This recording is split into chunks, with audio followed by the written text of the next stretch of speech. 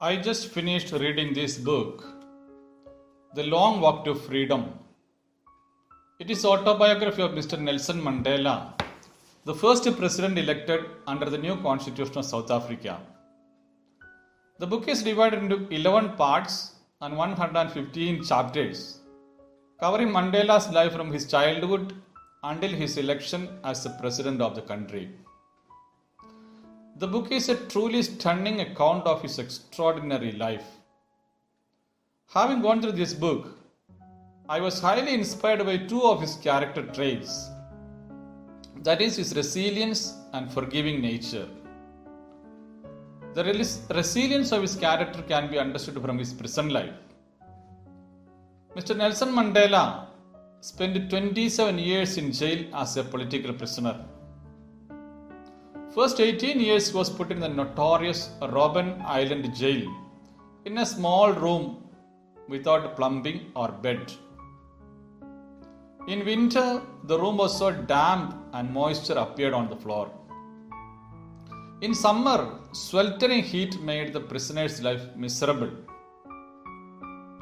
Prisoners were made to work very hard in biting cold and scorching heat. He crushed stones with a hammer to make a gravel and was made to work in a blindingly bright quarry digging out the limestone. Once he suffered to the point of death due to tuberculosis. He was also placed in a dark isolation room for several weeks. Many days he was made to starve. He was insulted, discriminated, beaten, spat upon. Even they urinated on his face in order to crush his fighting spirit. He was treated just like an animal. While he was in jail, his wife was unjustly imprisoned, children were harassed, his house was demolished. Prison was designed to break his unrelenting spirit and destroy his ardent resolve. When Nelson Mandela reflected on his Robben Island experience, on returning there in 1994, he said, "Wounds that can't be seen are more painful than those that can be seen and cured by a doctor." One of the saddest moments of my life in prison was the death of my mother. The next shattering experience was the death of my eldest son in a car accident. He was refused permission to attend either funeral. Through it all, Mandela's resolve remained unbroken. In spite of all the hardships and setbacks, inhuman treatment, mental and physical torture, Mandela didn't give up. Such resilient persons are seen very rarely in the human history. His forgiving nature is vivid from many incidents in his life. One day, Mandela, along with a few of his friends, were having lunch at a restaurant. He noticed a senior person sitting alone at another table and eating. He asked one of his security persons to ask him to come and join them for the meal. Of course, he was a stranger to all of them except for Mandela. After the meal, when the person left, one of the soldiers told Mandela, the man was apparently sick. His hands trembled as he ate. "No, not at all," said Mandela.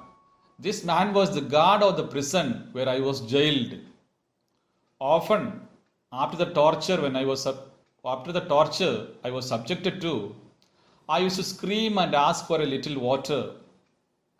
The very same man used to come every time and urinate on my head instead.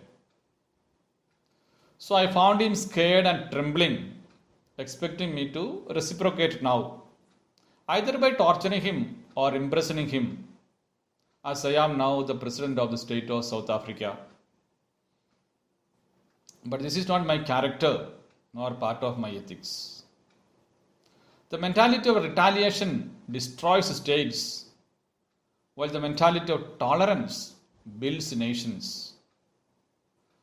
Once in an interview, he said, "As I walked out of the door toward the gate that would lead to my freedom, I knew if I didn't leave my bitterness and hatred behind, I would still be in prison." Of course, it would not have been very easy for him to forgive people who were so cruel to him, but he forgave them unconditionally and never took revenge on them. As I finished reading this book, I feel really great admiration for this person who made this world a better place to live in through his sacrifice and indomitable spirit. His resilience is inspirational and forgiveness godlike.